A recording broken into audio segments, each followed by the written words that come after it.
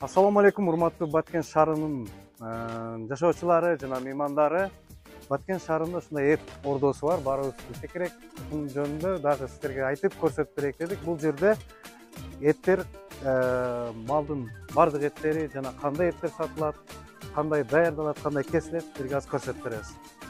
Кадырлар, эт алган келдиңиздерби? Канча сомдук эт алып атасыз? 1 килограмм ашык алыңыз. 800 сомдук эт алыңыз. Уйдун этинен. Бул жерден дайым аласызбы? Айзамат. Жакшы эти? Анан достор, бул жерде айтайын дегеним, эң жаш малдар союлат.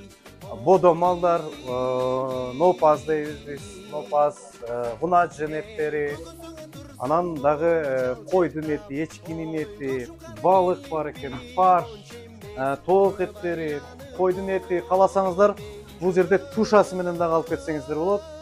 Анан тойго азыр көбү согум сойбой калган, согумуңуздар дагы келип ушул жерде сүйлөшүп, ошо согумдун акчасына ушул жерден эт алып кетсеңиздер болот, каалаган жериңиздерден алып кетсеңиздер болот. Сом жеринен кааласаңыздар баягы санын дейбиз, целый тушаны дейбиз, каалаган жериңиздерден сиздер өзүңүзгө таразага тарттырып, эгер тойго ала турган болсоңуздар, көп ала турган болсоңуздар, балким сиздерге арзандатуу дагы болушу мүмкүн. Ошондуктан ушул жерге келе бересиздер. Бул жерде тоок эттер жана тооктон жасалган атайын немелер бар экен. Даярдаган бардык, ана дагы бир нерсени айтып кетейин, биз Баткенде жана мусулман катылып чыган себеби бардыгы халал стандартына жооп берет. Бардыгы ошол ислам шариаттын негизинде союлуп, баягы тоок менен, башка менен союлбайт. Кадимки өзү союп жүргөн бисмиллах менен союлган эттер. Анан бул жерден фарш дагы заказ берсеңиз болот. Баягы фуршетке же болбосо пикникке чыга тургандар болсо, могу жерден фаршты каалаган эттен даярдап беришет. Сурасаңыздар болот. Анан балыктар дагы бар экен. Балыктарды ушул жергиликтүү жерден ишкерлердин балыктары деп атат. Андан сырткары бул жерде эң негизгиси күнүгө свежий эт. Күнүгө свежий эт болот. Бул жерде 5-6 күндүк же болбосо картаңдын малдарынын эттери бул жерде болбойт деп айтып кетебиз. Анан халал стандартына жооп берет. Анан балдар негизи таразыдан алдабайт, эч кандай эмеси жок. Өзүбүздүн эле ушу Баткендик ишкерлер. Бардык санитардык абалга жооп берген.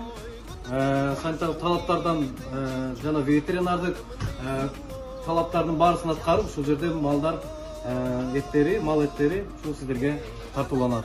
Сиздерди күтөбүз.